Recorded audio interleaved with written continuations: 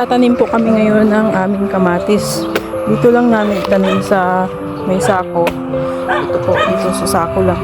Sako ng simento. Kasi po, maraming palaka. Napatay nila yung aming mga tanim.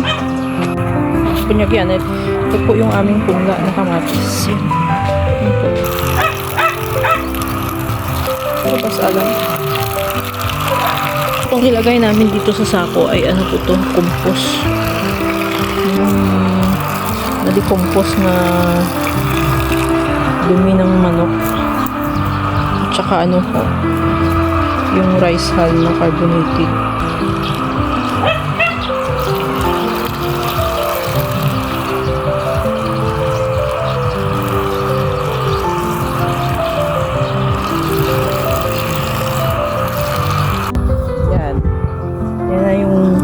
Ayan na po yung ano, yung kamatis na tinanim namin. Ayan na. Dalawa-dalawa. Bawat sako.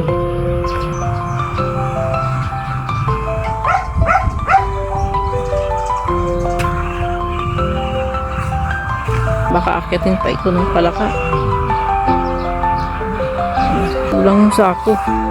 Kulang yung sako namin. Dami pa namin tatanim. Ha?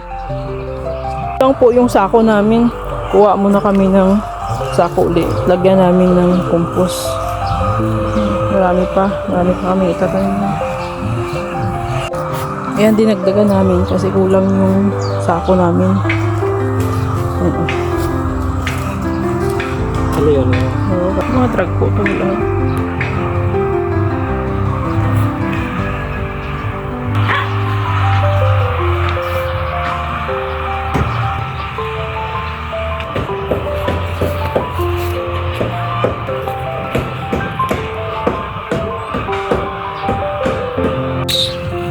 Lagyan po natin ito.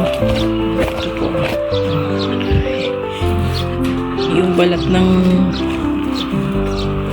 saging para hindi po matamaan diretsyo ng araw. Yan po.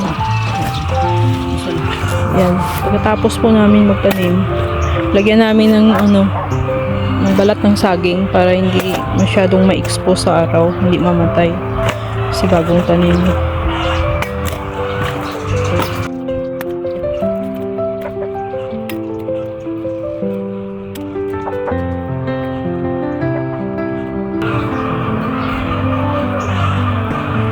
Pahilaya rin. Parang ko nang inimo kung hindi magdiretso init dyan.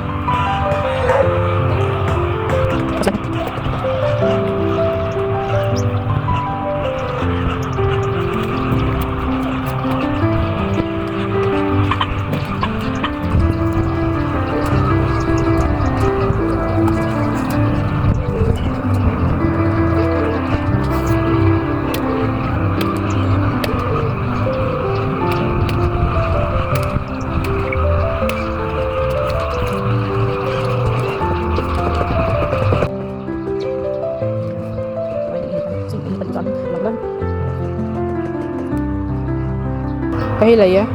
Tadlong ya adlaw dyan karon di masulod dyan ay init dyan na ano ka daw.